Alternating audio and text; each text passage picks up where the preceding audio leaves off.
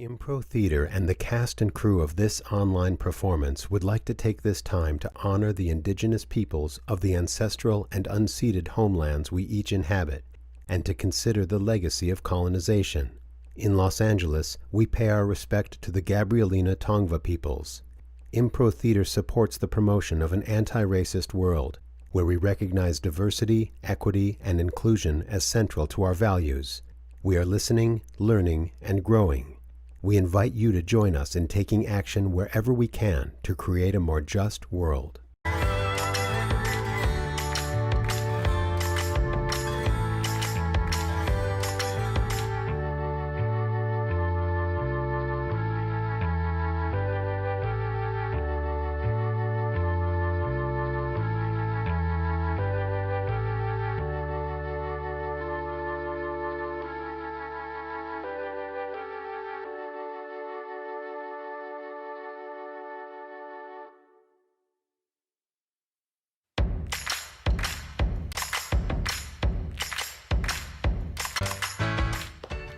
Thank you so much for being here, ladies and gentlemen. It's Impro Talk. I'm Mike Rock. We're very excited about tonight's guest, Michele Spears, who you'll see shortly. Our guest tonight is my friend Michele, and she is a company member at Impro Theater, one of the founding members of Impro Theater, on the faculty, and many other things that you're going to find out about shortly. So please give a warm Impro Talk welcome to Michele Spears. Ta-da! Hello. Hi, Michele. Hi, how are you? Good. Thank you for joining us tonight. We shoot this, tape this, zoom it. We zoom this. We zoom the show at night for those of you who are listening or watching in the future. So thank you for staying up later on Saturday night to do the show. Are you thanking me or are you Yes, thanking I'm thanking you. Oh, well, thank you. You're welcome. I mean, I'm also thanking our live audience, of course, because that's, yeah. But staying up till 9 is not necessarily Well, something to thank somebody. some of us teach all day on Saturday or have done shows earlier in the evening, and 9:15 to start a show is not early. Okay, Listen, enough. can we just get past this part right now? Thank you. Michele is an actor, singer, dancer, stage director, choreographer, arts educator, dog lover, among all the other things. So I'll do a quick rundown. NYU Tisch School of the Arts, right? Is that right? Am I right about that? Yeah. How do you know all this? Are you stalking me? Tiny bit. Tiny bit. Because yeah, I just like dug through some papers in your office and found these things. Yeah, okay. Founding member of Impro Theater here in Los Angeles, which was Los Angeles Theater Sports back in the olden days. You've worked, taught, performed, done stuff at USC, at UCLA, at the LA Unified Artists in Residency program. You currently are a staff teacher at Harvard Westlake, which is a kind of a fancy schmancy high school here in Los Angeles. Yeah. If that is a fair thing to say anymore.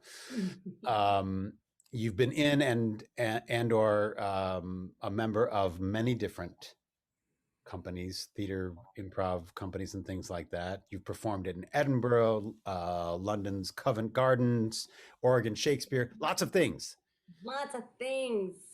I am tired. Now it is too late to do Yeah. Yeah, that's what I was afraid of after the intro. The guests usually now check that I out. realized how old I am in order to do all that. I The think guests this is too late for an interview.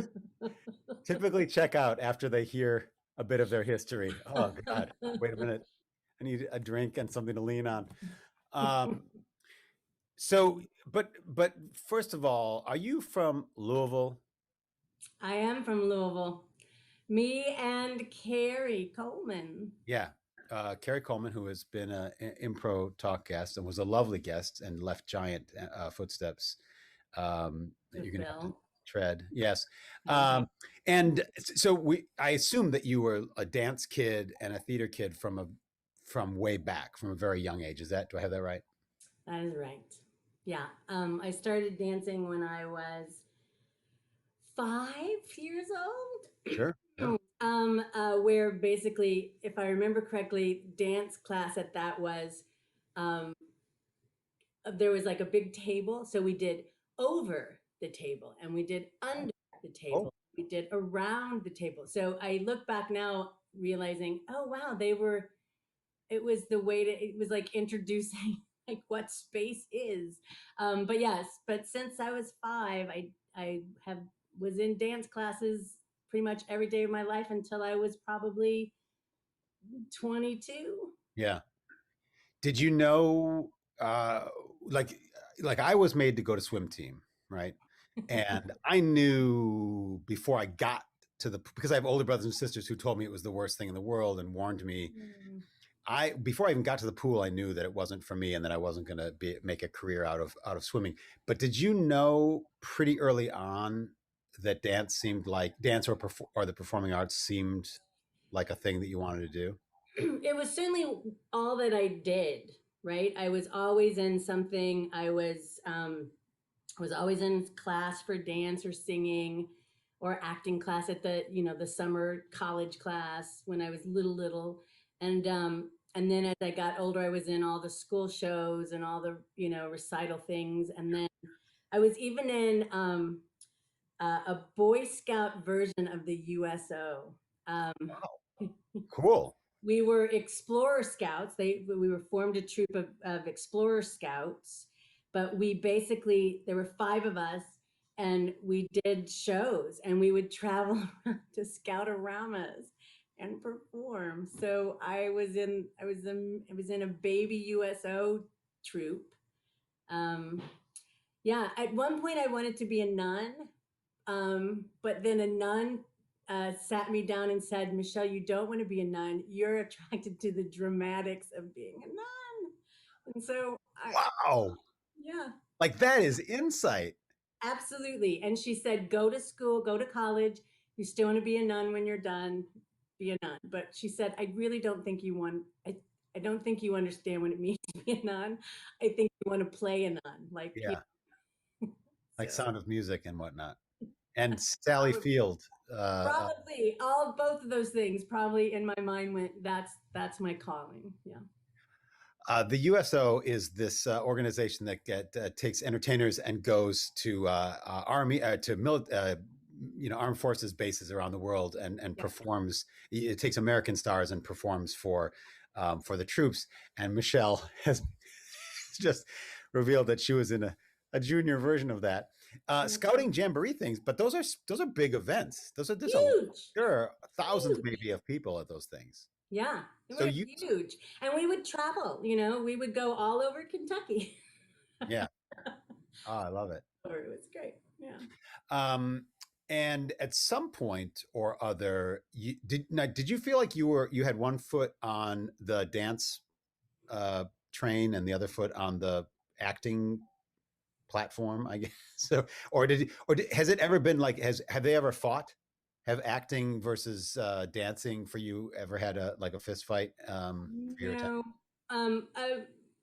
Pretty early on, dance led me to musical theater. I did a little bit of modern stuff in my younger years, but I quickly learned that of all the professions, in terms of trying to make a living at it, being a pure dancer, like company dancer, it's really the tiniest path. And also, I am 5'2". For those of you that can't tell, I'm actually sitting on a book right now, just so I would be in. Nobody would have known. And so that's a very particular size, especially at least when I was coming up into dance. I didn't quite fit into what would have been sort of required or the standard at that time. Although I did find this is something you may not know about music, about theater. This is exciting. Yes, an old school agent in New York, right? Because I'm 5'2". Sure. She was like, "Oh, you're a pony." Oh, Yeah, so there wow. is a term for short dancers. Wow.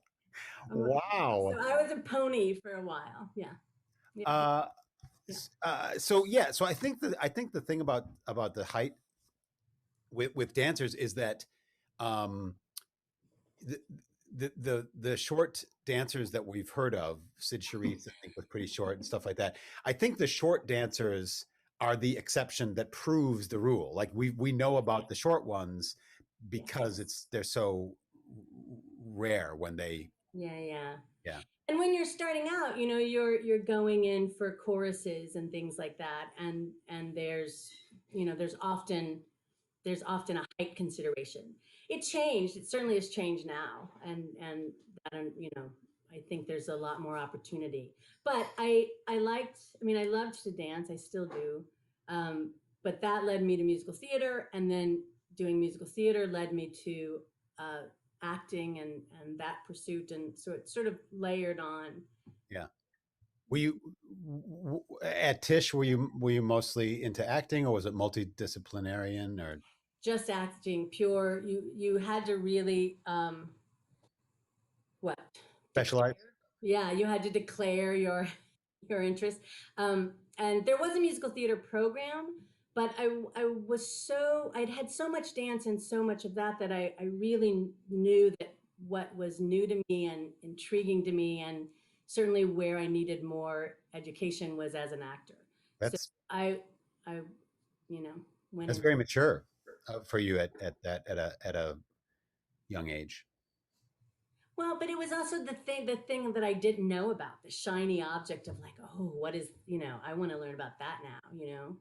Um, and then I actually went, before I went to NYU, I went to a tiny school in Missouri called Lindenwood. And it was lovely. It was really small, um, beautiful campus, very much that sort of collegiate feeling. Yeah. um, Tiny little ensemble, and I was there for 2 years, and then I had a teacher say, "You know what?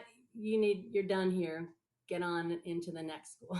Well, And so I went to the league auditions, which they don't have anymore, I don't think. This is again how old I am.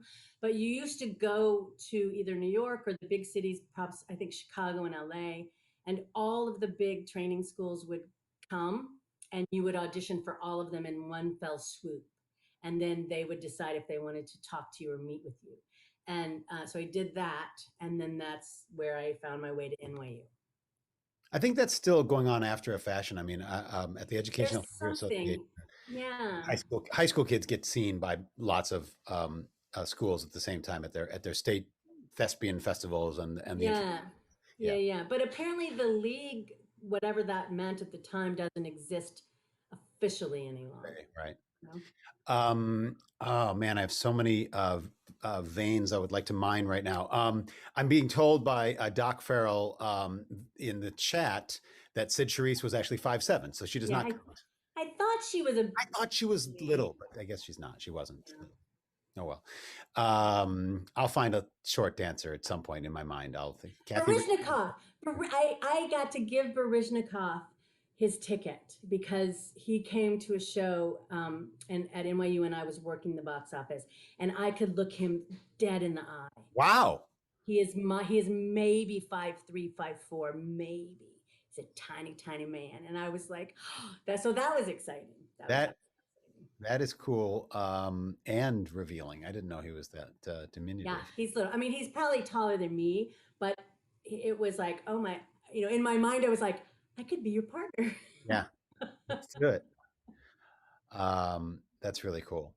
Um, any favorite NYU, any Tisch or Lindenwood like memory in terms of uh, I don't know, just an artistic moment at a young age of in your teens, 20s that made a huge impression on you that you've carried with you since. um, there's a couple, and you've probably heard these stories, but I'll tell them again for the purposes of the We have program. to, for the purposes of this show, we have to pretend that I don't know.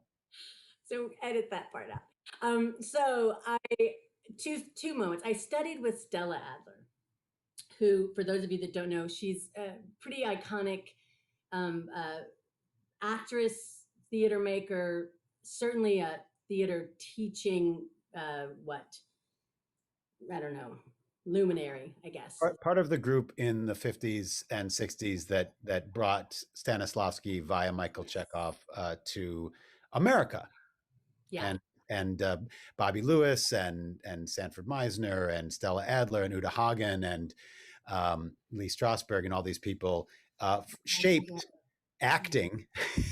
Yeah. And And they all that, can you imagine what the group what that was? I mean, can you, there are times when my nerd comes out and I'm just like, oh, just put me up in some barn somewhere. yeah, They did, and just let it, oh man, just explore. Um, but she was a genius, and certainly a mad genius. Um, and by the time she was still pretty good, pretty coherent. I understand that in her older years that got a little more complicated, but she she would teach in a, so we would come into class, mhm, you would sit and wait. When she would enter, we would all rise, and she sat in this huge red velvet throne fantastic. from some performance somewhere that she had done. And she would sit and you would get like one or two lines out and she would stop. And then she would pontificate, and but it was always really, it was just so clean and clear.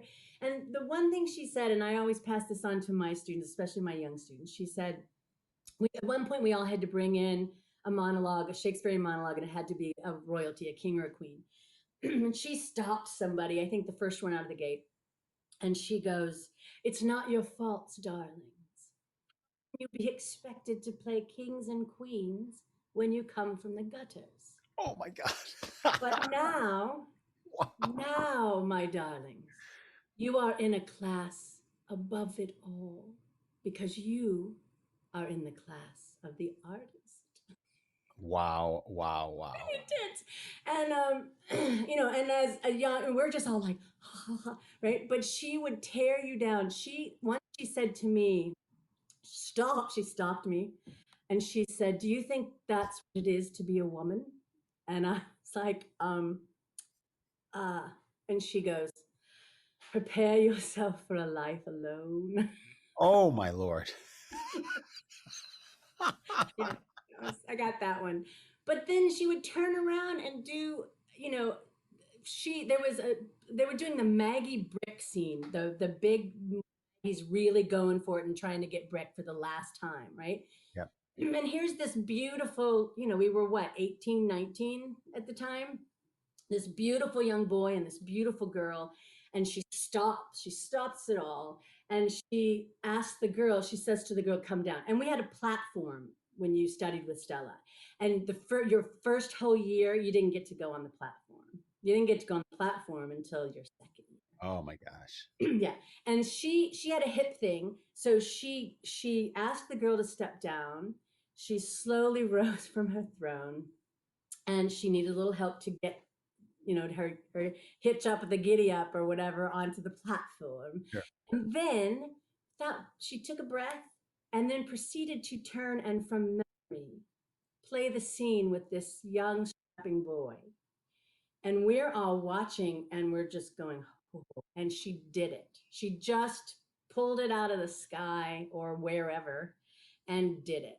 And Wow. so it was at those moments where I kept going. And I had the benefit of going, I was coming in 2 years older than a lot of the other students, right? And to NYU. And so I had the benefit of going, you know what? She's crazy, but give me some of that crazy, right? Because she could deliver. It wasn't just pontificating and philosophy. It was, this is how you do it. And we all sat there and freaked us out. The whole class, we all went out afterwards. I think we went for a drink at like 4 in the afternoon because we were like all got a little hot watching this woman, and it was like it just felt like wrong and right at the same time. But she was amazing. She was amazing. Was So that was this at her studio on Lafayette on Astor Place? no, this was it. It was right behind ABT. It was right behind the ballet company. Sure. Is Yeah. that it? I don't remember Astor Place. It was you had like fourth floor and one. You went down the hall to her classes, and then you went down the other way, and you actually came out onto the stage of I think ABT or one of the ballet companies. Um, but man, it's been so many years. I couldn't even tell you now where it was located. No matter. We'll figure it out. Oh, for those of you taking notes, I just want to make sure that you knew that Maggie and Brick is from Cat on a Hot Tin Roof by Tennessee Williams, and people who know the movie version would know that Paul Newman and Elizabeth Taylor were Maggie and Brick.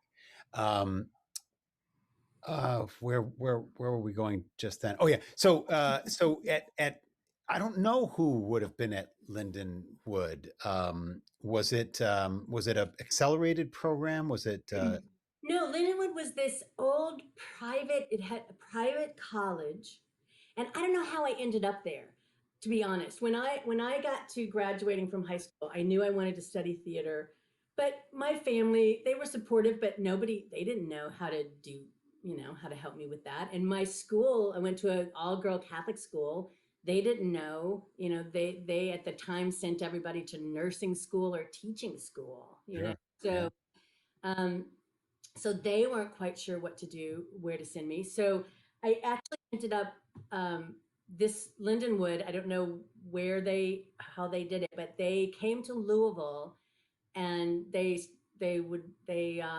recruited people, like came and met with people, and so I went there.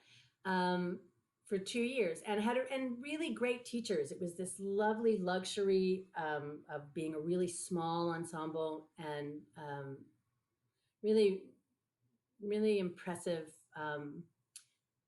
faculty and group. But they knew that I eventually wanted to go to New York, and like I said, the teacher said, "You know what, go now." Yeah, you're either going to be a nun or an actor. Time to choose. At that time, I knew I was going to be an actor, not a nun. Yeah. I just love that a nun. I have an aunt who had been a nun, and an uncle who had been a priest, and they met when Wow. they were still nunned and priested, And and they fell in love. yeah, yeah, and in like parallel with another couple, like the two priests. Another nun and preacher. Yeah, the two priests were pals, and the two nuns were pals, and they met. I hope I'm getting the story right. I will have to check with my aunt, but they met at these conferences. They would go to these like sort of what can the Catholic Church do about the Vietnam War type of conferences, right. That sort of thing, and they got to talking, and they were like, they were angry at their orders, and so they chucked their orders, and they were all like, we should all just fall in love and get married. So weird that whenever I hear someone having talked about being a nun. Well,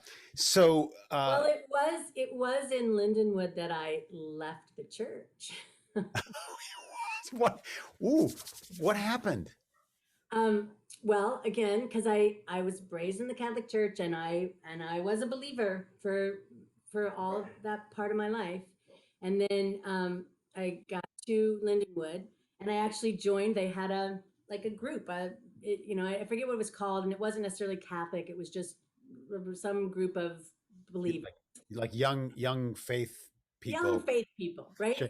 Yeah. And at the time, I had not really been exposed to really the dogma of the Catholic Church or the Christian churches, and I got exposed to the fact that the churches believed that being gay was a sin, and at that that year before, my best friend that I grew up with had come out, and I was like, great, this is great. And then all of a sudden realized, oh no, no, but our faith doesn't allow that. And so in a Norma Ray moment at a church meeting where I thought, well, no, I thought, you know what, we can talk.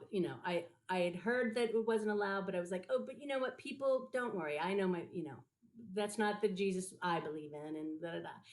So this huge, dramatic argument, and I walked out of that meeting and I left the church.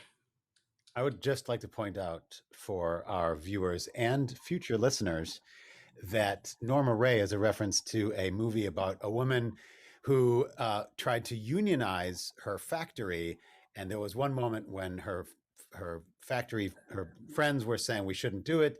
And she was so angry about some things that had happened that she took a piece of a cardboard box and scrawled union on it and stood up on top of a machine at the factory and just held it there until everybody else at the factory kind of, gave their assent, so to speak. And it was her Oscar-winning moment. And that actor was Sally Field, who was also the Flying Nun, who has been spoken of Oh my God, earlier in this very now put conversation. it all together. My Yeah. life is clear to me now.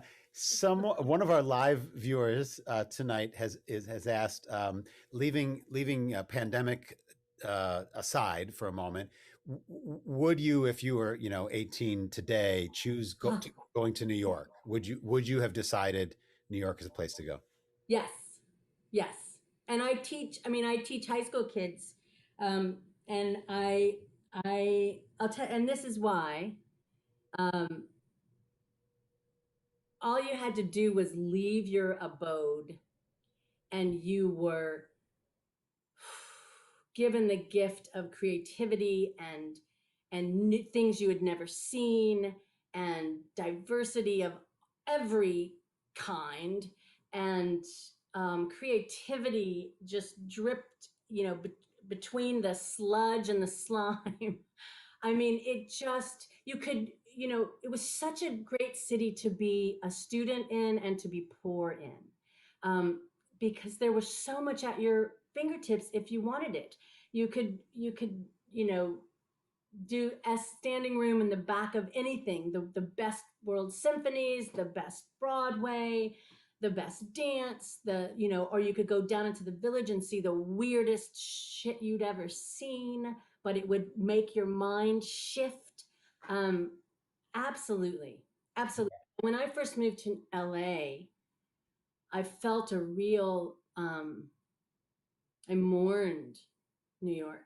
I think that's not unique. I think I still do. It's been yeah, 16 years. yes, right. I mourn that. What? Because LA is terrific, and I eventually have found my true home here, and my people, and people that I want to collaborate with and work with. But um, you have to work at it here. And in New York, it just hits you upside the head. Step out of your door in New York, no matter where you live, And you have a story. You have a million stories by the time you're step home. into this to a sea of the human condition and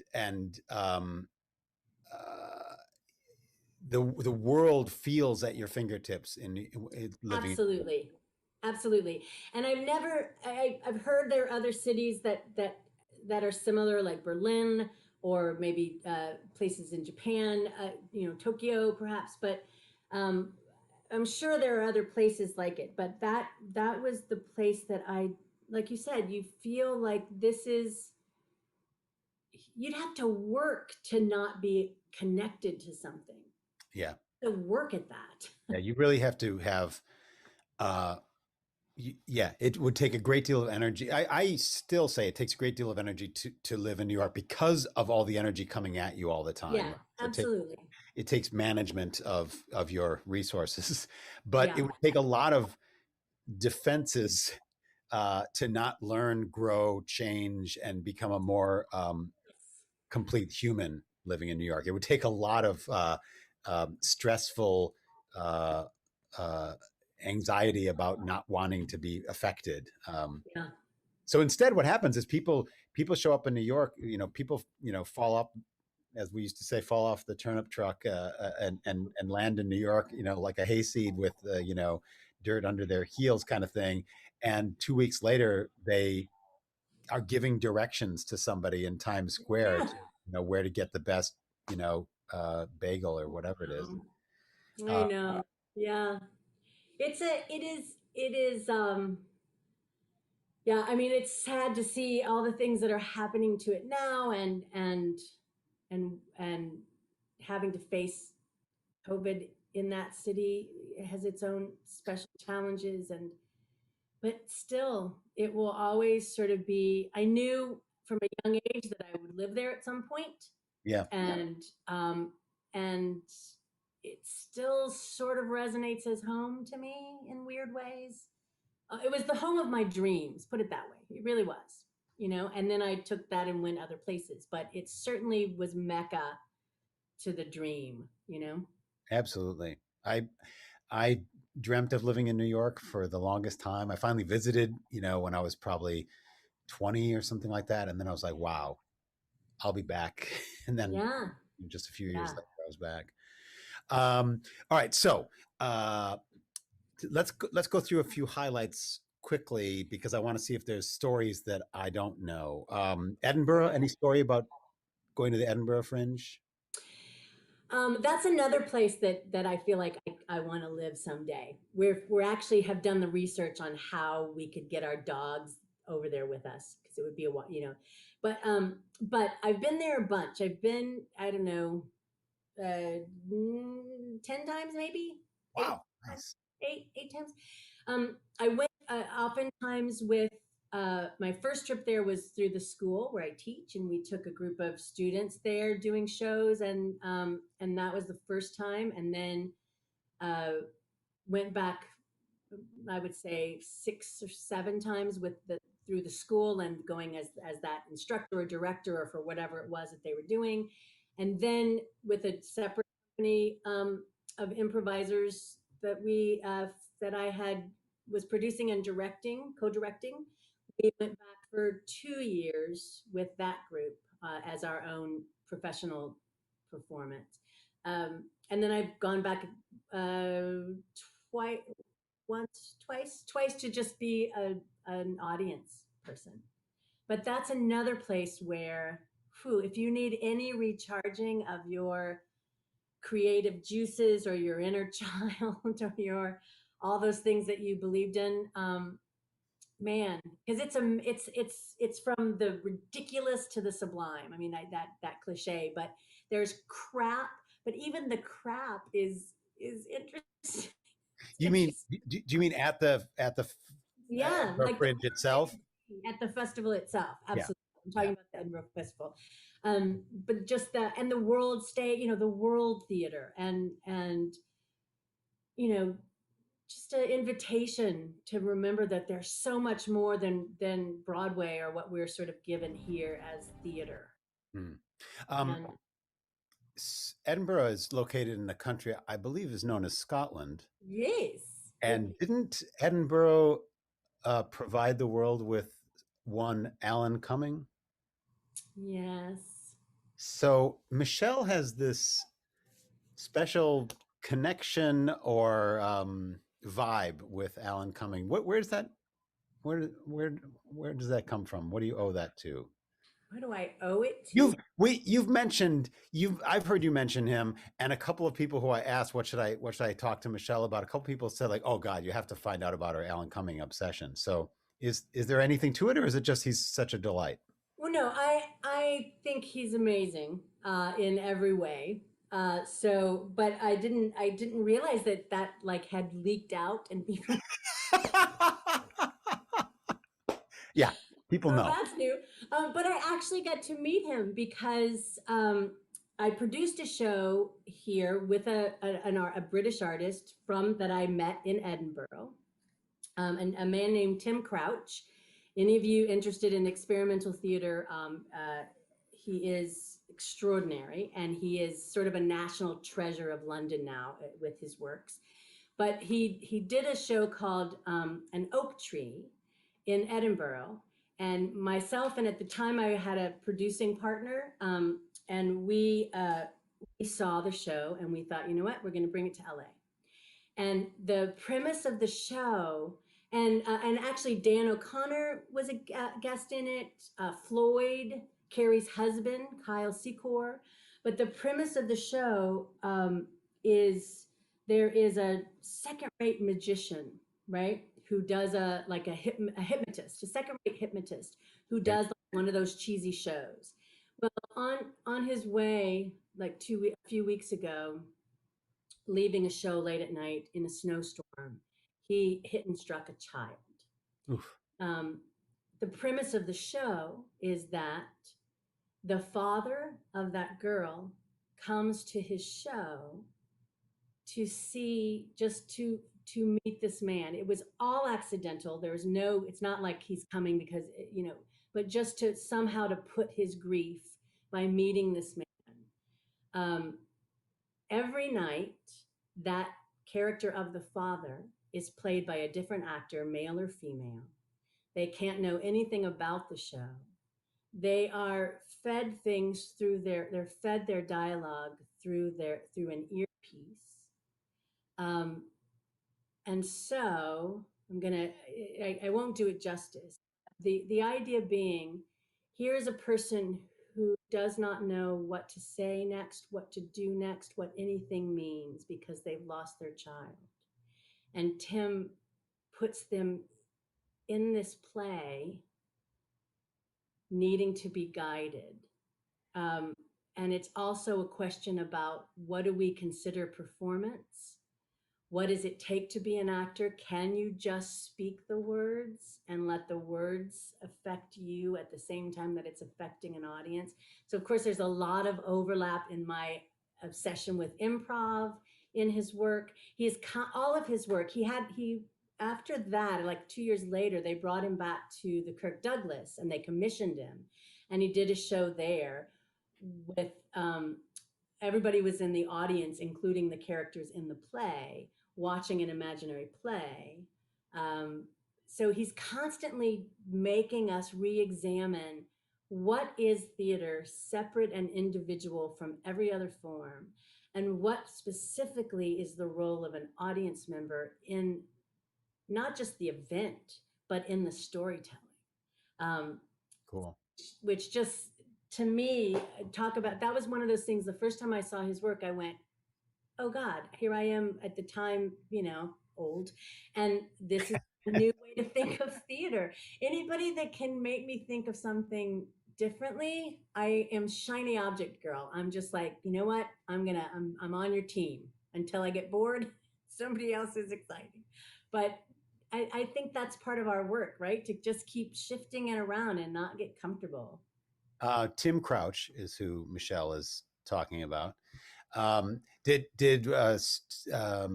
Seeing his show change, or seeing shows, experiencing that show or other shows, did it change not just your thinking about possibilities, but did it change the next thing that you worked on and the next thing after that, et cetera? You know what I mean? Like sometimes I get inspired energetically about something. Yeah. But then I say to myself, like I hold my feet to the fire and say to myself, yeah, but how did that change what I do when it's, 7:55 and I have a show at 8? Like, did the thing that I claim inspired me actually affect how I approach, you know what I mean? Yeah. Well, on a practical level, I never wanted to be a producer until I saw that and I went, I can't do that.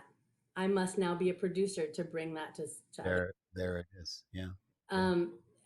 And that was interesting because I first of all, I gained so much respect for producers out there in the world. Thank you, producers, because it's hard work, of course, but you feel so responsible to the artist that you're producing. It's a whole new level of anxiety of wanting to do right by them because you believe in it so much. So it did change that, and it opened that idea of like, oh, you know what? This also is this feels creative and valid, and another place to put energy. And but constantly his work makes me, everything I, especially when I direct, to notice the things that, notice my assumptions, notice my what has just come to me because I've inherited as a given, and really flip that over on its back and go, what's really going on under there, and see if I can't play with that. And the God, the respect and endowment of the audience, Mm. that that has, because I used to be, I mean, this may be on your list. I have a thing, a thing that I do when we're putting on makeup in the dressing room, and it's all tight. It's, we don't have time. This is another podcast, but my psychology of like what it means to be a girl and blah blah, right? So we put on all that makeup, and then there's a certain point where I'm just like, that's all they get, right? So and the girls, that's become our mantra now with the Impro ladies. But there is a part sometimes, especially if you've been, and I know you've done this, like I've worked in cruise ships, I've worked in theme parks, I've worked in things where like, man, you are on the assembly line of getting that show out, right? Yeah. And there can start to develop an adversarial relationship with your audience, right? I'm just gonna say that. I'm gonna confess Sure. Sure. that. And so Tim Crouch really picked that up and shook it and went, "Oh, shame on you, shame on you," Yep. because and it's the same thing. Now I'm rambling. Is this okay? I'm rambling. It's your show. There's, I've been so depressed, as we all have, about like, this is Zoom and is this theater and what do we do and this and this and that. And I had a good friend of mine say, you know what? Stop bitching. You're the artists. You guys should be able to figure this out. You're the ones to deal with it. And I feel like Tim Crouch would agree with that. It's about, this is what we claim we do. So get to it. Yeah. And the audience is not even a partner. The audience is it doesn't exist without them.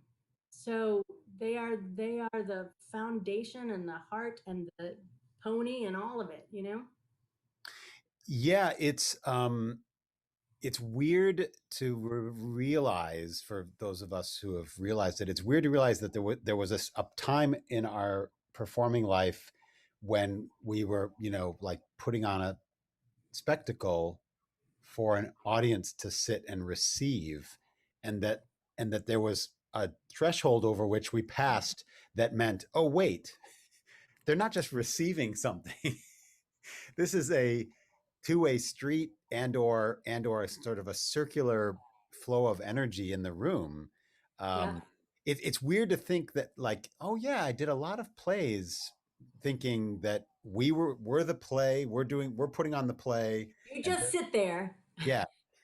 And it's weird to think like, oh yeah, and I've crossed into a new realization or a new understanding of what theater means as a means of communication. Because still, when people have said theater can be for educational purposes, it can be for social justice purposes, it can be, for all these things that don't seem traditional, when in fact all of those things are very traditional, passing news to people, et cetera. These are all very traditional in theater forever. But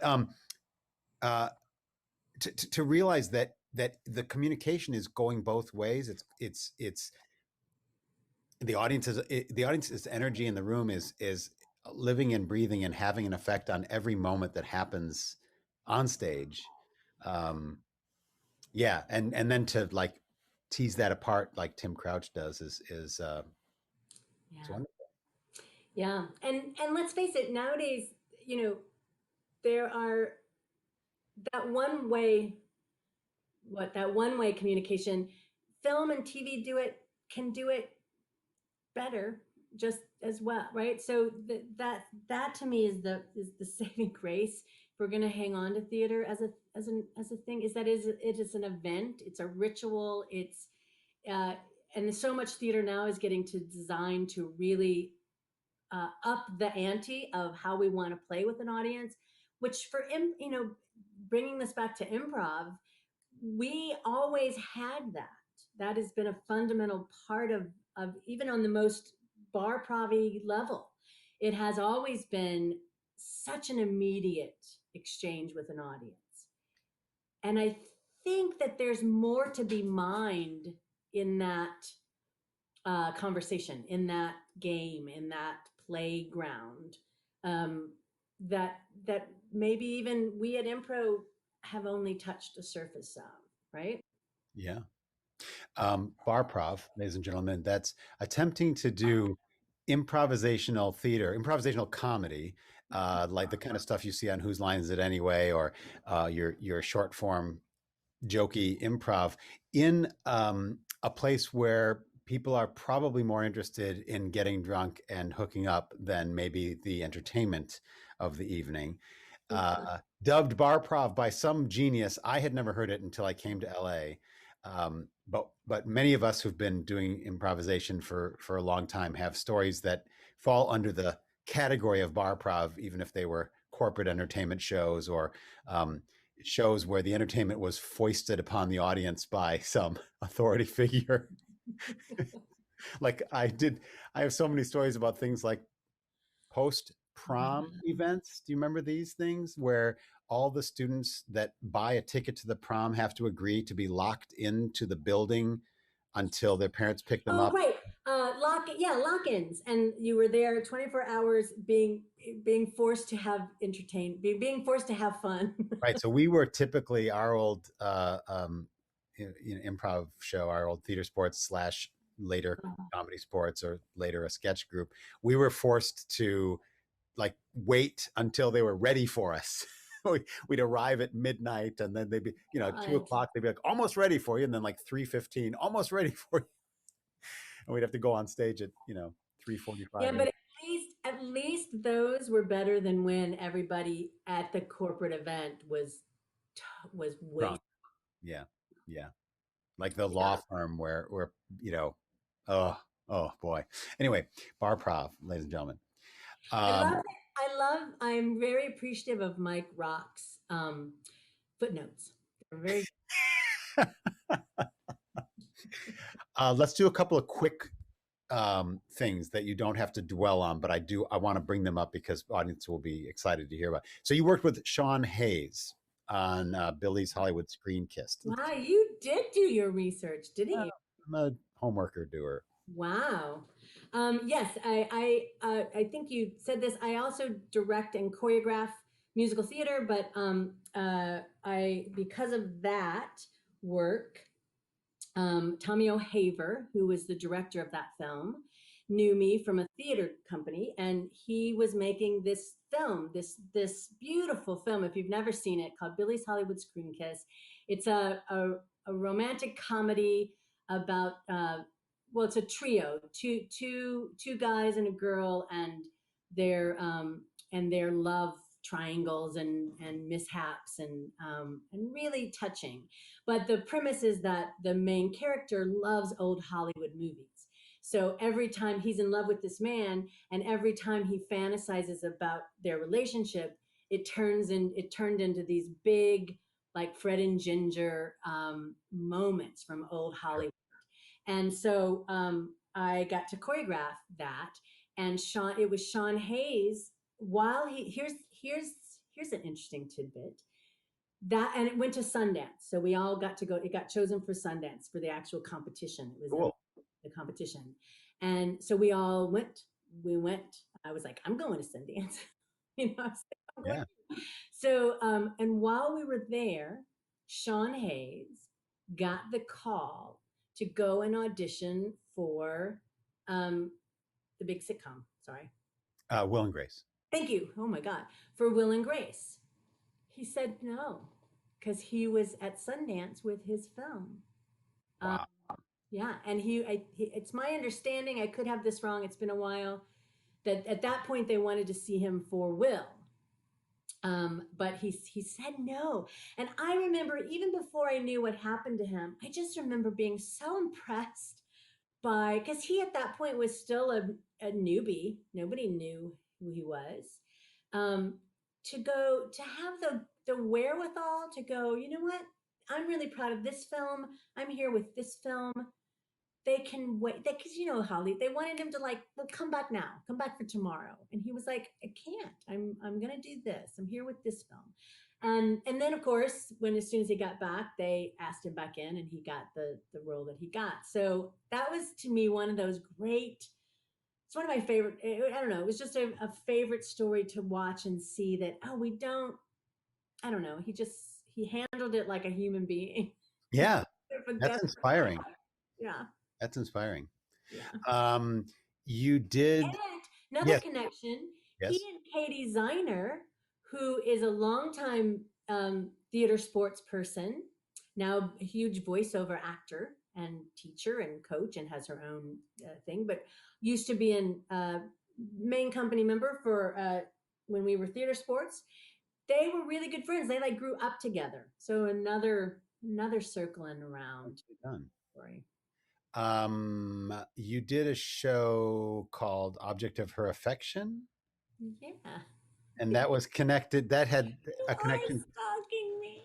Did that have a connection to the Henson Yes. Company? I have a I have puppeteering in my background.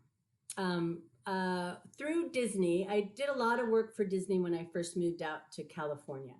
And so I knew a lot of those producers and directors. And Leslie Carrera Rudolph, who, if you don't know, she currently is Abby Cadabby on Sesame Street. She is the voice and the Nice. behind Abby Cadabby and other characters.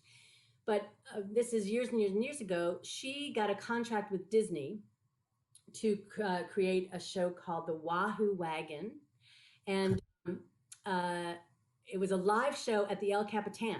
It was a big live production that they would do as its own run on weekends. So it wasn't like before a movie or anything. It was its own little mini musical. And I was brought in to audition because of Disney folks knew me, and they brought me in even though I wasn't a puppeteer. God love her. Leslie went, I love that girl, and they just said they would train me to puppeteer, and they did, and so that's where I met Leslie. Cut to, we started a relationship, and I've helped her develop her own shows. We did one got chosen. We did the Ojai Playwrights Festival. We got to go for 2 weeks and just develop her show. The O'Neill Theater Center has a puppetry arts program, and we've been there like 4 or 5 times working on her stuff. Through that, I met Martian, and they are sort of performance artist, puppeteer, playwright, all things. And they asked me if I would help develop their show, and I did. And that was Object of Her Affection, which is about object sexuals, which are people who fall in love with inanimate objects. And the Red Cat Now program picked it up, and we got to do a little segment of it as a part of their new artist program. And I've worked now on 2 shows with him, and they're in development on a new one as well. So yeah, it's very strange and beautiful puppetry, very, very CalArtsy avant-garde. Yeah, nice. There was a show, I believe in San Pedro, called The Shoot, a Shakespeare thing. Everybody talks about The Shoot. Well, I've never heard of it. Should we move on? It was a moment. I don't know that it was that the whole show was called The Shoot, but maybe. I can't remember. But I remember the moment because I remember being on stage with Floyd Van Buskirk when it happened. Sure. And for those of you that don't know Floyd is just a guru of improv. The guru of improv. He is like the Buddha of improv. You go to the mountaintop and there's Floyd, and absolutely he already has a rhyme for the question you're about to ask. Yes. Absolutely. So and he is always in the moment, and it's impossible to break him because he's just so present with whatever it is, right? Well, we're doing a Shakespeare show, and we had established a huge tower. That's if I'm remembering correctly, but other people may remember it differently. That's what I remember. There was a huge tower, and somebody had been set apart, very fairy tale like, and um, it was a quest to get to them. So by this time in the play, we got to them, and then somebody suddenly, the couple or whomever was in the tower, cut to in the next scene, they were there, they were down on the ground. And so in my head I was like, oh, that was fast. So it made perfectly logical sense to me at the moment that there must be a chute somewhere. Just, it was tough to climb up, but you could slide down, right? So it wasn't trying to be funny, not at all. It was just the only thing that could make sense of where we were in the moment. And so I said, oh, well, they took the chute. And for whatever reason, that Floyd fell out. And so most of the story, I think, is because of Floyd's reaction. Yeah, because you I corpsed got the him. guy I who got doesn't him. Yeah. corpse. Yeah, I got him. yeah. Um, that is delightful. There's also, of course, the life and times of the group Inflatable Betty. Yay. Uh, Yes. in Carrie Coleman's Impro Talk episode, she talked a little bit about Inflatable Betty. Yeah. Do you have any favorite Inflatable Betty Oh my moments? God. Inflatable Betty, we used to, the openings, we used to do these elaborate, at least for an improv show, fully rehearsed, staged, choreographed, lighting, costumed openings for each of the shows. And were you in charge of creating those? I was usually in charge of the choreography, Yeah, but the ideas came from everybody, you sure. know. Um, uh, but but we always, each show, and maybe Carrie told you this, each show had sort of a theme to it, and because we were all women, we sort of wanted to pick apart what that meant, especially in the improv world, to be, all women. Like almost all of us in that group had stories of when we were the woman, right? We were the girl in the improv group. And For those of you who are listening in some time, present day or in the near future, in the 1980s and 90s and 2000s, yeah, what Michele just said was unfortunately the rule, the rule, not the exception, which was that improv groups were populated, yeah, something like 90% by men. And I was a person who ran an improv group that for grew into a group that was very so equal men and women while still in Wisconsin. But then when we moved to New York, the part of the group that moved to New York were all men. And so when we started performing, it was all men. yeah. And then we met some women performers and recruited them into the show. But I still remember this moment when an audience member who was a performer in her own right came up to me and said, like, you guys are really good or really funny or whatever she said, but where are the women? What's your problem? Like, really? Sure. Oh, it's terrible. And Yeah. I carry that shame. Anyway, Inflatable Betty was all women. I did not mean to shame you, Mike. No, it's okay. I own it. I own.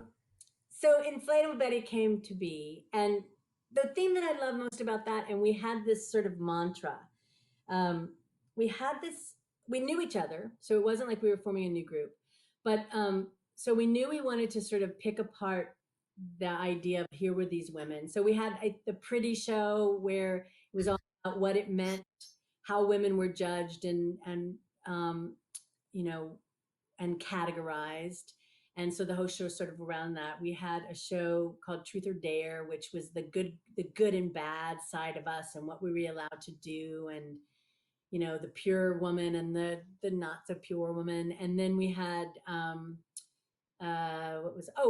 we had our superheroes. So we had sort of the rainbow squad. So we were female superheroes and what that meant, and that would inform everything. So we loved that idea of it. And then the thing I loved the most was we sort of made a pact. I don't know if we were that formal about it, but Okay. we made a pact that, you know, you don't have to take care of me. I don't have to take care of you. I trust that you are a brilliant improviser. I'm going to jump on this train and go, and I'm going to have no doubt that you're right behind me. And that was so empowering. Felt so good to do that with each other. Yeah, it was great. So really, some of the best times on stage that I've had, I think, especially in improv. Absolutely. And is there, should I be asking you about the scene monkeys? Does that make sense? Green monkeys, yeah, sure. What's that? I don't think I've ever heard you refer to the scene monkeys. The scene well, there's three groups now. There's the scene monkeys, all student. These are all student groups. They were all self-named, and then inherited and passed down years and years and years. So the scene monkeys was the very first one, started a long time ago by a group of students that I taught, and I had done improv, and they went and did all the bells and whistles to get a group started at the school where I teach. And then that got followed by, we had so many kids involved that I pulled Lisa Fredrickson in to teach with me, and we started and then there became two groups, and they were called the Jackanapes. And then now we have a third group that just started. It's only 2 years old, because so many kids, we have like 75 kids that are involved in the improv program at the school where I teach. And they're called the Orangu Gang. So there is a theme, and they name themselves, and then they get, if they're the first group, they get to And initiate. and after kids graduate and leave, the name stays at the school for the next group of kids Yeah, that, okay. yeah. It's Those like three, those names will stay. Like if you're the first group to name it, that will be your legacy. Yeah. it's like the purple crayon at Yale has been going on for Yeah. decades. There you go. Yeah. Um, and I mean, obviously, I've been teaching as a independent, what do you call it, freelancer, I guess, Yeah. for theater for decades. And when you see somebody get something, I mean, that's a big moment, right? When you see, and as an individual or as an ensemble, when you see a a click happen or a light go on or something, that's tell me about that for Well, I will tell you this. Um, that teaching that age group, I used to go in and do just their musicals. So I was contracted to the school for many years just to come in and do their musical, independent contractor, boom, boom, in and out. Loved it. It was terrific. Um, but then, and then the improv group started after school also. And then now, eventually, years and years later, I now teach as well. But that age group saved me at a time when I was to hear with, oh, you can't see that on the radio. I am raising my hand to my forehead. right, sure. um, uh, I was, I was a theater artist. I came to LA because of love. I'm not with that love any longer. Um, Oh, because of a person. a person It sounded like you were saying I came to LA because of the love of of a, LA or something like no, no, no. I'm sorry. I came for because of love of a person, and and took me a long time to negotiate LA. But now I love it. But there was a time when I was so frustrated by the business of it, the game of it, and hadn't quite found an artistic, I don't know, space, home, uh, party group. that.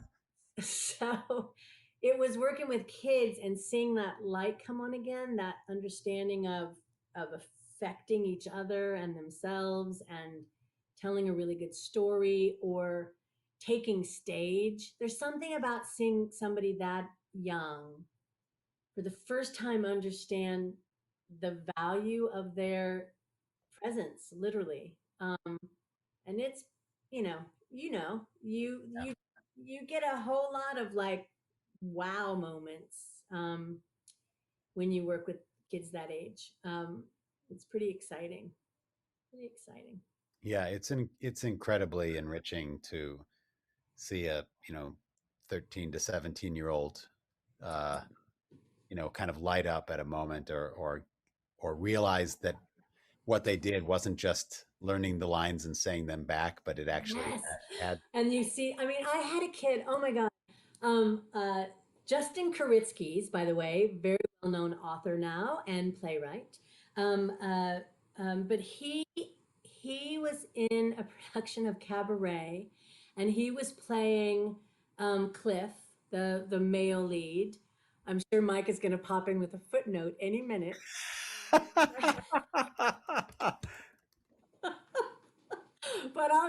So I'll get No, through. go ahead. We You can, you keep going. um, and at one point, there's a moment that the Sally Bowles character has to just tell him that she's not going to have it. I mean, it's very dramatic. She's not going to have his child. She is going to leave him, go on without her. And he came to me at the end of we were doing the run, and it went beautifully. And you could see he was, man, it hit him. It landed on him for the first time. He came up to me right after, and Miss Spears, I'm so sorry. I apologize. I couldn't help it. I was crying, and I took a breath because it took me a minute, and I went. I said, yeah, and he goes, I know, but that was me, and I was like, no, that was you as that character feeling what he would feel, and to see that rock his world, that's what we were aiming at, right? Yeah. It was amazing, but he came and apologized because he got Wow. emotional, right? And so things like that are just wow. And he went on to be an amazing. He's a successful playwright, and things like that. It's like wow, that's crazy. You can look him up. Justin, spelled just like it sounds. Kuritzky is Kuritzkes. Justin Kuritzky's plays, novels, music, etc. Speaking of New York, there he is in New York City. Yeah. So the world of improv was one thing back when I got involved and learned, and is a very different thing now. Although there's so many similarities. In improv is a very simple. The requirements of doing improv are very simple, but mastering them under certain circumstances with different people is a lifelong journey that you will never achieve. You will never master it Okay. because it's different every Yeah. time. Um, what's your feeling about the sort of like the up and down, the roller coaster that has been keeping improv theater alive and worthwhile and valuable and meaningful? Because in the 80s, 90s, it was all about comedy, yuck yuck, make them laugh kind of thing. And at a certain point, the group that you were with said, you know what, we think there's something more to this and can go deeper with it. What's your I mean, do you have like a crystal ball about the future of where spontaneous theater or unscripted theater could go? Do you have like a prognosis? Given where it was when you first got involved with improv and what you've gone through and et cetera. Do you know what I'm saying? Do you have sort of like a Yeah, like where, yeah, what trajectory are we on?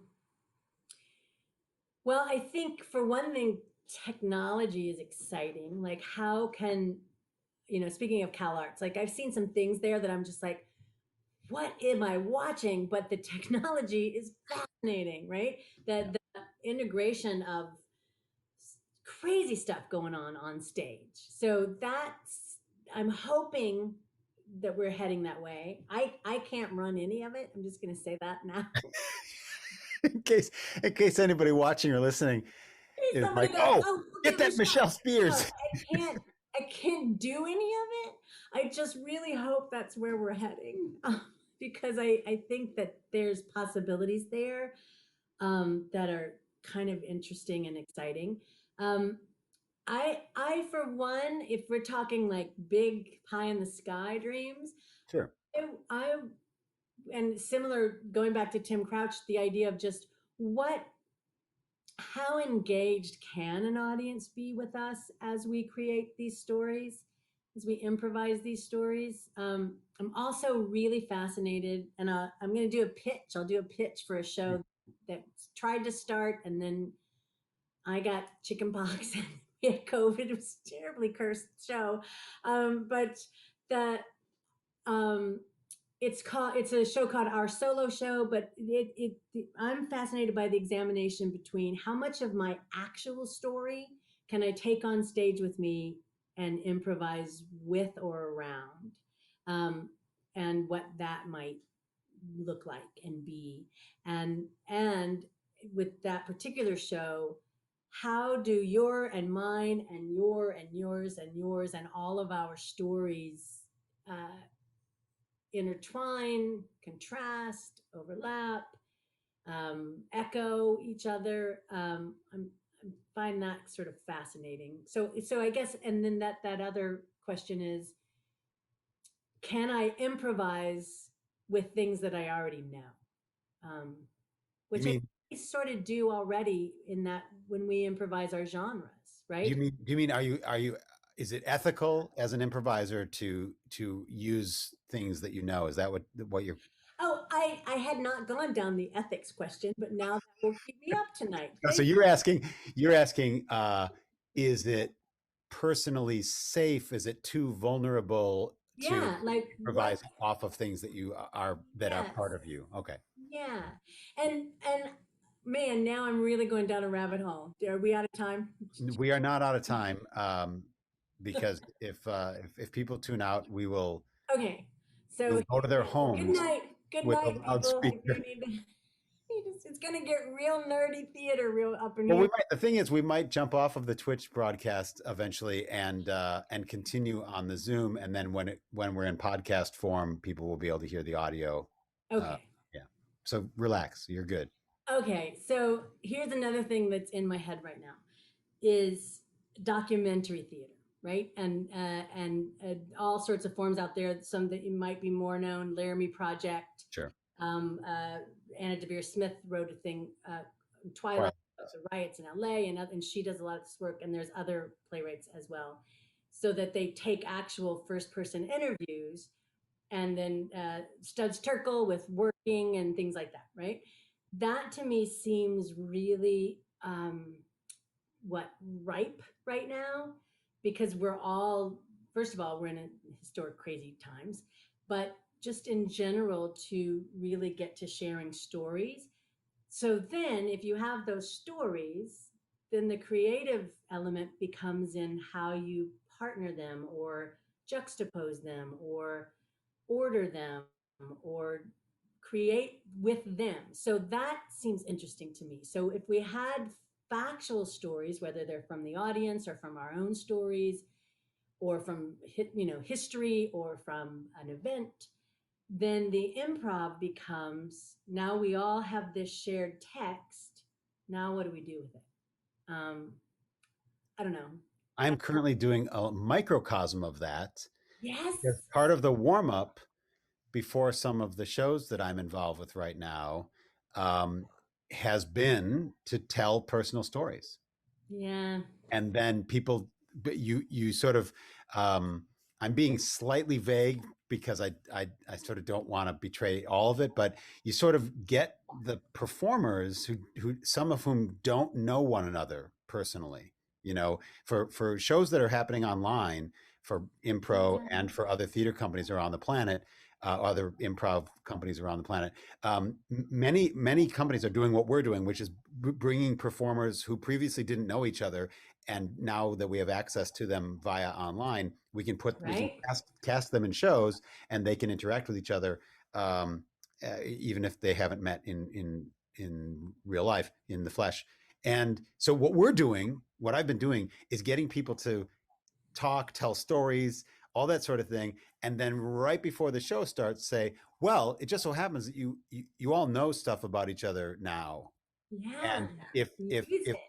if your character happens, and I also remind them that if you tell me a story about having once ridden, a rhinoceros, at a zoo when you were a child, and you spilled ice cream on the rhinoceros, and you cried about the ice cream, but then when you got home, you got a TV dinner, and it made you feel better.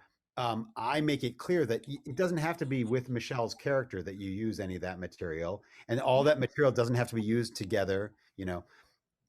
Basically trying to say, if you tell me a personal story and then we go do an improv show together and I grab a I'll do thing that. out of your story, like a thing, like the pearl handled, jackknife that was a gift from your grandfather. If I suddenly have a pearl handled jackknife in the show, there's going to be an emotional resonance Absolutely. between us about that. Even though I didn't use it in the context that you told me that Yeah, information, it's love going to, that. it's going to cause you're going to have an autonomic nervous system response. You're going to be like, wait a minute, I know what Yeah, that is, you know.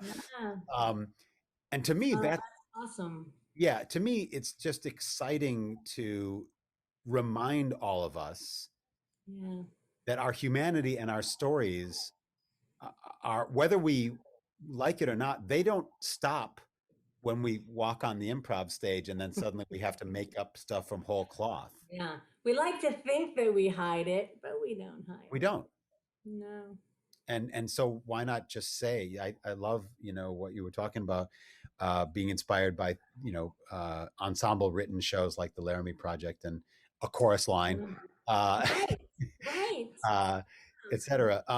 Speaking of Yeah. now, um, when I knew for certain that I was going to go, as I was debating around the nun time, a production of Chorus Line came into Louisville, right? The touring company came to Louisville, and they came the Thanksgiving week.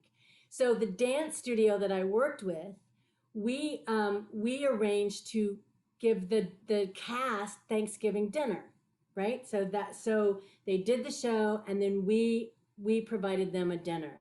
And I had a girl I can remember sitting on the law in the lobby of the theater and Actors Theater, not Actors Theater, it wasn't Actors Theater, it was the anyway, I can't remember. But the lobby of the theater where they were performing, sitting on the stairs, eating our plate of, home cooked Thanksgiving dinner that we had brought to everybody. And me asking her, so what is it, is this worth doing? Right. And she said to me, I will never forget it. I should look her up and get her name and figure out if I could trace it. But she said, if this is what you want to do, and this, this will bring you joy, she goes, it'll be crazy hard, but you will never have a day that you'll regret it. And I was like, okay, done. Stranger on a staircase eating turkey. But That stranger, ladies and gentlemen, was Sally Field. then curtain. Now we're done. It wasn't, though. I'm the kind of person who will stay up nights trying to find out who that was. Yeah, you know what? As I said that, I went, I gotta find out. I think at one point I knew her name, but man, that's long gone now. But I will. Well, We'll find. it's possible to find out who was in the touring company. Absolutely, and Yeah. you came through Louisville. Absolutely. Yeah. Absolutely. That is an incredibly that's a great lesson to hear from somebody at a great time to hear it. Yeah. Yeah.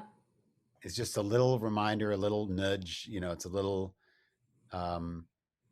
I mean, and that person might walk away from that conversation like, I don't know. Yeah. Some girl Oh, out it's there asked me, Yams. I had to say something nice. uh,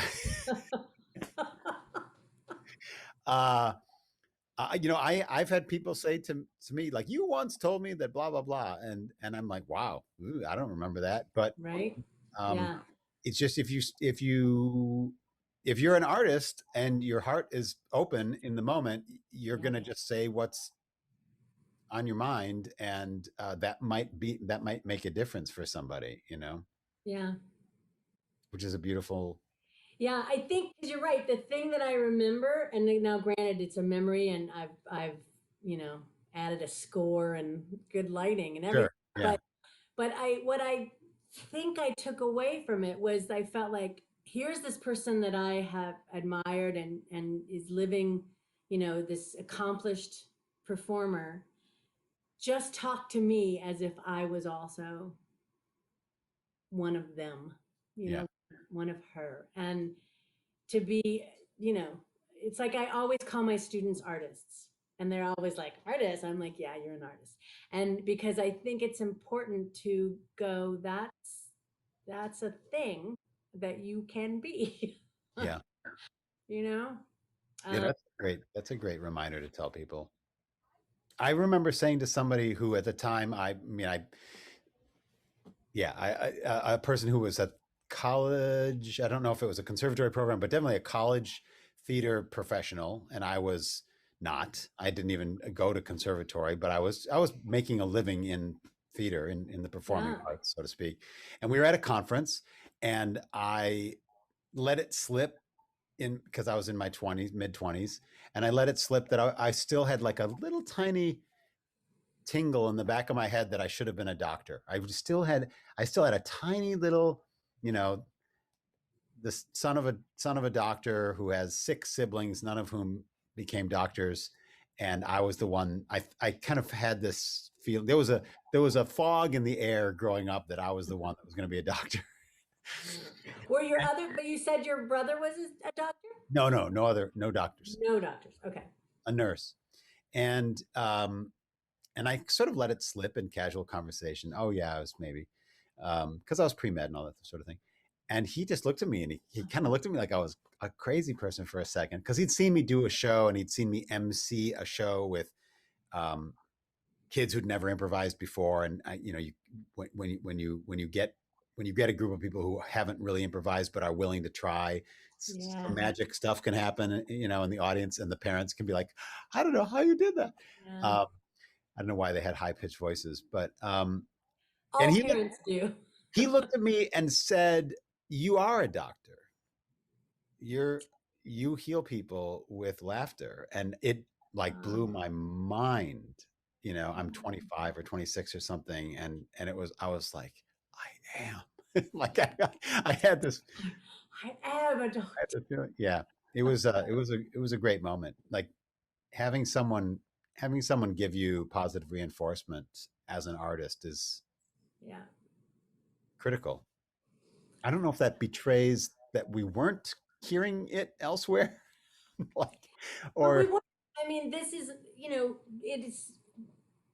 we're not a culture that necessarily lifts up and values our art. We value our celebrities, who sometimes often are also artists, but to it's almost like if you say I'm an artist, unless you can say you're also a celebrity, then people don't feel that it's not like saying I want to be a doctor and then not being a doctor. Right? I'm yeah. articulating. It's late, but It's the slot we got on the schedule, folks. Dan O'Connor is eavesdropping and said that Connor. the parents at the conference apparently, did you just check a clock to see if it was too late for him to be up? He suggested that the parents at this conference that I was at might have been on helium, or maybe he's suggesting that I was on helium. But it was in Utah. It was at BYU, so maybe there was some helium going around. Can we talk? I know we're asking a lot of Simon and Chris. Are they still awake? Are they? Well, it doesn't matter if they are because they've left the switches turned on. So, but just to I want to kind of bring it around and give you an opportunity just to talk a little bit about the work that you and the other sort of founding members of Impro, pulled back the rubber band and set us on this, launched this path of improvising full length plays in genres, in the styles of great authors. And just I don't know how to direct this question, but just talk a little bit about what that meant, what it means, and what it might mean. I realize I asked a similar question earlier tonight, but something about that ensemble creation of unscripted stories in the styles of authors. If you could just like tease that a little bit for me, maybe talk a little bit about when you first stepped your foot on stage and said, like, we're going to do a 1 hour performance for the first time. Yeah, I think, well, we'd been doing uh, triple play, which was sort of little mini versions of this. Sure. It was three scenes in different styles, and then three more scenes progressing further down the path of each story, and then three Yeah. more scenes with the sort of like the final beat of each style. So maybe like a rom-com and a I don't know, like a noir, and then a Shakespeare, and then Yeah. yeah, okay. Yeah, so that was sort of and that was still part of a short form format, but that could be a game that came up or a scene that came up. And then that led us to the first thing we started doing as a true long form was Shakespeare. Um, and the, there was a famous show that we did at the, forget what it was called, but it was it was in Hollywood. It's no longer there, but it was a little mini Globe theater. And we did a full length play, and we had a cast. We had a huge cast. We had a cast of like, I don't know, 15 people. It was huge. But I'll throw back the shoot story at Floyd, famous story where, we had so many people. We're trying to juggle all the narrative threads of this long form piece. And Floyd had not been in. He had not gotten in. Like, he was there at the beginning when we all came out on stage and went, "Here we are, we're about to do a play for you." And then he had not been in. And first act, not in. But we figured that's all right. There's a lot of us. The second act, not in. It's like 45 minutes into the second act. And the plot by that time, because we had so many people, so many threads, trying to weave it all together, but it needed some help. And somebody called for something like, what can we do? Oh, gods help us, or whatever it would be. From the back of this little theater, busts through the door. Here comes Floyd as the king, right? And he comes in and he does, of course, it's Floyd, as we said earlier, the Buddha, the guru. And he does this speech that wrapped up the beautiful mess that had been the show. And I remember that, talk about connection with an audience. I remember I became an audience with them, just going, "Can you believe that?" I mean, that was the feeling. The whole cast we all, transported to this side to watch him bring this whole thing together. It was lovely. Yeah. So what was the question?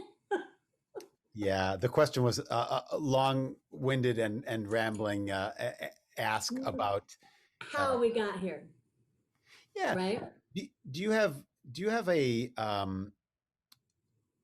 do you have an aha moment from a particular genre or a particular circumstance with one of the impro unscripted shows that still, I mean, that is an aha moment right there, is Floyd. Yeah, just that beautiful Because patient. we all, as improvisers, we're trained to um, be hyper polite and worried about our fellow improviser, and yet many times, even the most well-meaning improviser, when the lights go on and the audience starts laughing, the stage, as Dan O'Connor likes to say, the stage gets very sticky, and improvisers' feet want to keep them on the stage in front of the lights, even though we are trained to be very polite. So what happens sometimes in a show is you'll think like, well, there's 7 of us in the show, and 6 of us have been in a lot, and that 7th person is standing on the side and they haven't been in a lot. We have to accommodate them. We have to make room for them. And on the one hand, you've got somebody like Floyd or somebody like, Lisa Fredrickson, who have said out loud, don't worry about me. Yeah, I'll be fine. Yeah. and yet, as sometimes we try to, I don't know, we try to make room or something like that. But doing sometimes doing genre plays that are ensemble written by 6 or 7 or sometimes 8 of us, um, things can get complicated, and we can create more problems and set more traps than we intend. Um, and what I think what can sometimes happen is suddenly many of our brains go into fix it mode, and we try to wrap things up and fix things and that sort of thing. Can you describe in memory a time when that didn't happen and it just felt the faucet was on and it just flowed effortlessly throughout a show? So many. I mean, there really are. So that phenomenon that you are describing is not a rare occurrence with this ensemble, and I think that's why we all keep sticking with it. It that that that alchemy of complete unknown and complete and total trust. Those things can live in tandem. Um, I would say for me, the place where I really feel that is Sondheim, because, uh, and strangely, that is the most difficult form. Um, but we have the most golden safety net of our musical improvisers, Peter Smith being our primary one. Uh, there is, but because we also talk about Sondheim differently than our other genres, which are so, if not regimented, certainly defined, with Sondheim, because, and play unscripted falls into this as well, because you don't know the form until you're in it. And because Sondheim has dealt with so many subjects, so many areas of subject matter, so many even styles or pastiche or genres of music in his work.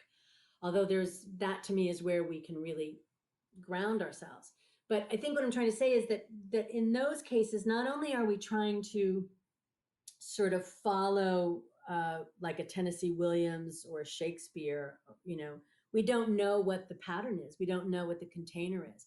So we're not only improvising our content and our story and the psychology and the characters, but we're having to immediately assess what form are we presenting this in. And that extra ball in the air, I find really exciting. Oh yeah. And you know, again, just being fascinated with the how and the what of theater, like as an art form, not necessarily just the story that we're telling. You know? The content and the container. And Bogart, ladies and gentlemen, Mike Rock is going to now give you a footnote. Well, and Bogart and Tina Landau of Viewpoints, uh, City Theater in New York. Want to look them up? Uh, uh, Dan reminds us that Triple Play was playwright, film director, and then composer in 9 acts. Yes. Thank you, Dan. Uh, well, I think we're gonna have to save the rest for a part 2 someday. Um, Can we start a whole new show that's just called Mike Rock's Footnotes? And we'll just throw things at you and you have to give the footnote. sure, absolutely. I would love to. Can some of them be fake? Absolutely. Okay. Absolutely. That would be very helpful. Ladies and gentlemen, your guest tonight has been Michele Spears. And do you have any parting inspiration? It is, let's just say, this is being recorded in December of 2020 when many vaccines for for COVID-19 have been released into the wild. They're being shot into people's arms. There is light at the end of the tunnel. There's the 45th president of the United States is going to be kicked out on his butt in a month, et cetera. Can you just give us some Michele Spears hopeful stuff for 2021 and beyond in theater, in the arts, in life, just anything at all, just something to go on in a positive note? What gets you up in the morning apart from having to take the dogs out?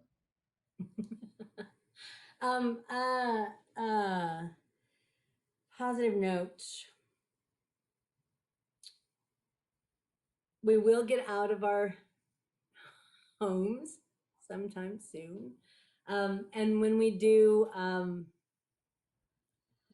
man, it's talk about an energy of a city. This will be the energy of the world, right? It's going to be charged out there. It's going to be electric, and hopefully we'll do good things, great things with that energy. Tell artists about their responsibility in that. Well, like I said before, and I'm currently working on a piece with the students that we've been talking about, where they are responding to 2020 in whatever way, shape, or form that they feel they can, and you know, and I'll say this to myself more than anybody, but when I feel like, you know what, I just don't have it in me to create, that's not an option, right? It is our duty right now, not our duty, it's the way of things. We have to respond. And we also have to respond so that we can all start talking to each other. Wow. That's a huge task. And we've thrown everything else at it. So why not throw the arts at it? You know? I love that. We've thrown everything else at it. Why not the arts? Keep the faith, artists, creators, storytellers. We're going to need you to survive. Thank you, viewers, for watching live. Thank you, Simon, our moderator. Thank you, Chris, our tech wizard, for staying around. Michele Spears, thank you so much for being such a delightful. Thank you, Mike Rock. And stay tuned for more shows at improtheater.com. Classes, if you want to take them, improtheater.com. Follow us on social media, and we'll see you again soon, or talk to you again soon. Good night, everybody. Bye.